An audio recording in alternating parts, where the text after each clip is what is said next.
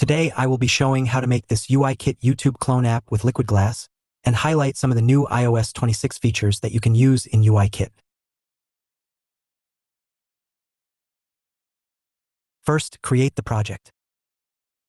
For the interface, select Storyboard, and for the programming language, you can either go with Swift or Objective-C.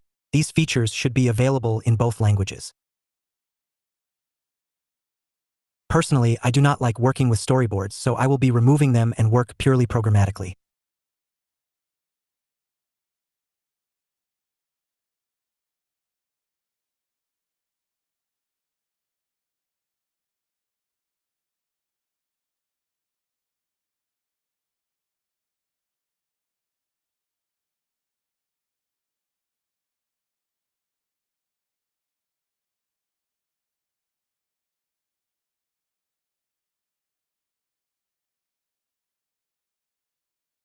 We will make this a UI tab bar controller to get the bottom tab bar. Each tab will have its own UI navigation controller. I will later implement these functions.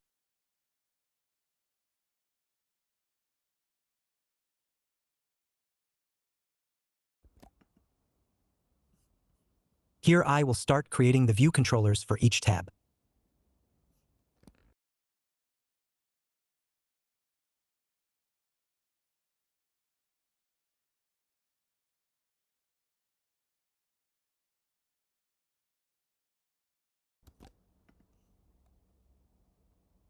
We'll start by creating a basic placeholder view for each tab that displays its view controller's name. This helps us verify the navigation is working correctly. While I'll apply this boilerplate to all tabs for now, we will focus exclusively on building the home view controller UI later in this guide. After renaming the root to tab bar view controller, we'll implement a helper function to streamline the setup. This function will take a view controller, a title, and an icon, returning a configured UI navigation controller for each. We will then use this utility to create the 5 tabs for our app.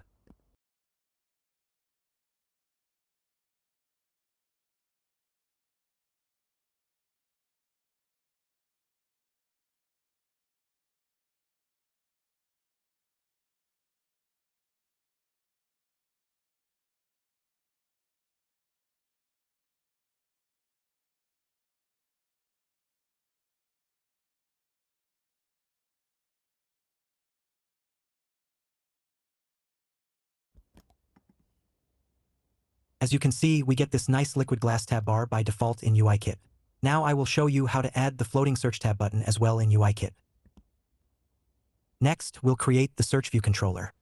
For now, I'll use the same boilerplate code from our previous controllers to maintain consistency. We'll revisit this later to implement its unique search-specific functionality.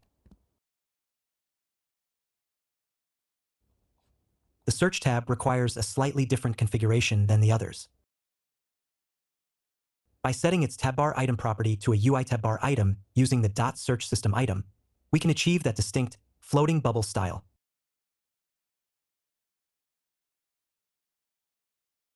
While the icon is customizable, we'll stick with the standard magnifying glass to remain intuitive for the user.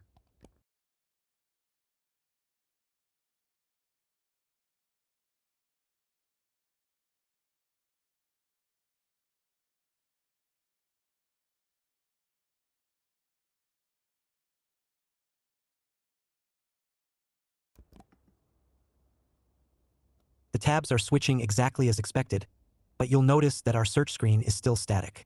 To bring it to life, we need to add a UI search controller.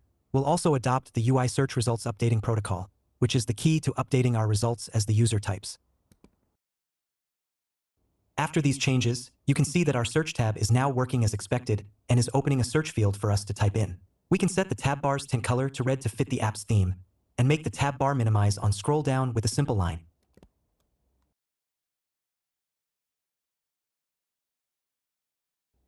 Next, we'll develop the home interface. I'll demonstrate how to programmatically implement a UITableView featuring dynamic height cells. We'll also explore creating a liquid glass effect and utilizing the new concentric corners feature to ensure our cell styling remains fluid and modern.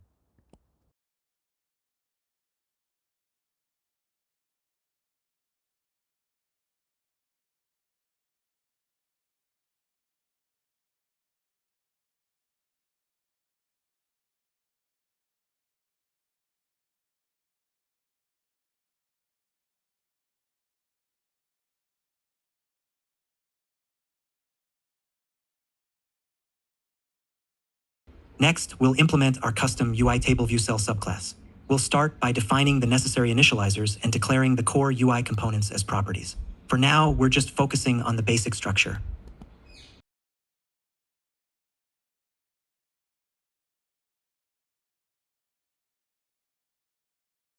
Next, we'll define a video struct to serve as our data model. This structure will encapsulate all the properties required to populate our cells. Once defined, we'll initialize an array of these objects to drive our table view's data source. We'll implement a set video method within our custom cell. When the home view controller dequeues a cell, it will pass in a video instance to populate the UI. This ensures that as cells are recycled and reused, they are immediately updated with the correct data for their new position. Now, we'll set up some mock data to populate our UI. While a production app would typically fetch this content from a remote server, we're going to keep it static for now. This allows us to sidestep networking complexities and stay focused on the core UI, architecture, and new features that I want to demonstrate. I'm going to implement the view model for our home view controller. In a production environment, this layer acts as the vital bridge between the UI and the networking logic. For the purpose of this demonstration, however, the view model will simply manage and provide our static array of video data to the controller.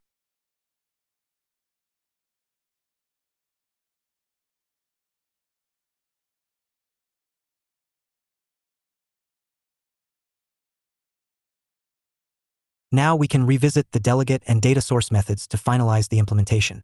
Number of rows in section will reflect the count of our videos array, and once we register the video table view cell with our table view, we can successfully dequeue and configure it within the cell for row at method. Of course, we will not forget to set the constraints for our table view.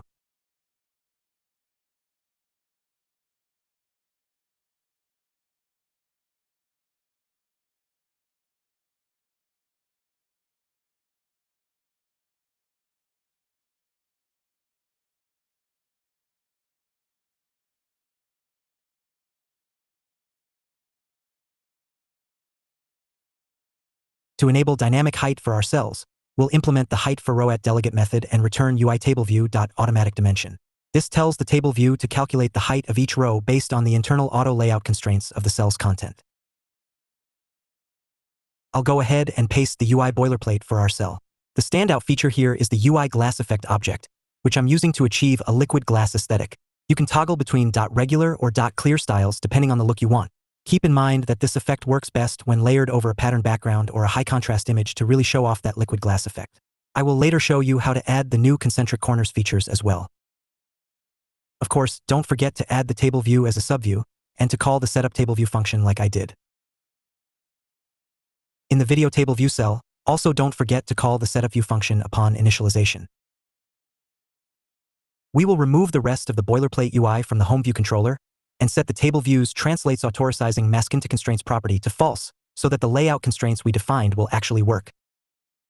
Everything is now working perfectly. Notice how the tab bar reacts as we scroll down.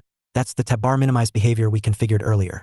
If you're not a fan of the automatic resizing, you can easily go back and toggle that setting to never to keep the tab bar at its full size. We also have this default line separator between the cells. We can easily remove this with a simple line of code. Same goes for this default cell selection effect. We have no need for it here.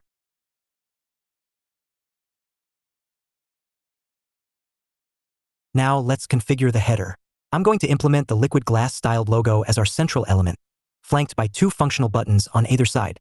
This creates a balanced, modern navigation interface that fits the rest of our app's aesthetic.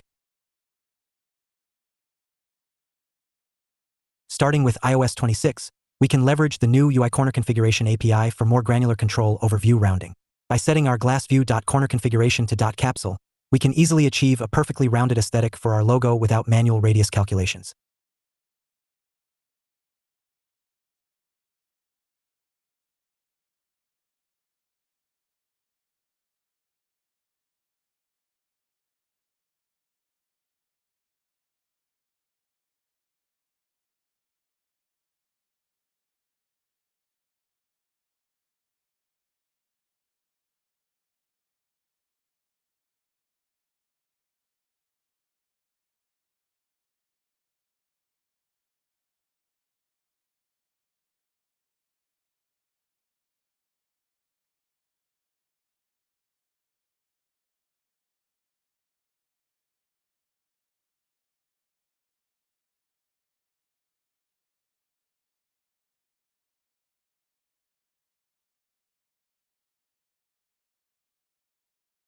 I'm going to configure the logo's action to trigger a scroll to top behavior.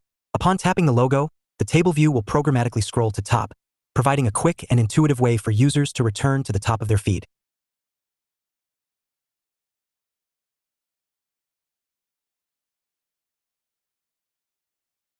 I've already shown you a use case of the new UI corner configuration API, but another powerful use case is implementing concentric corners. This ensures the corner radius of a child view remains perfectly symmetrical and aligned with its parent. It completely eliminates the need for manual radius calculations, allowing us to achieve a polished, high-end look with just a single line of code.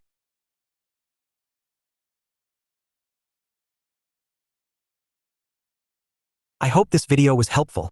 We tackled some pretty cool modern UI techniques today. Try implementing these in your own projects and let me know how it goes. Thanks for watching.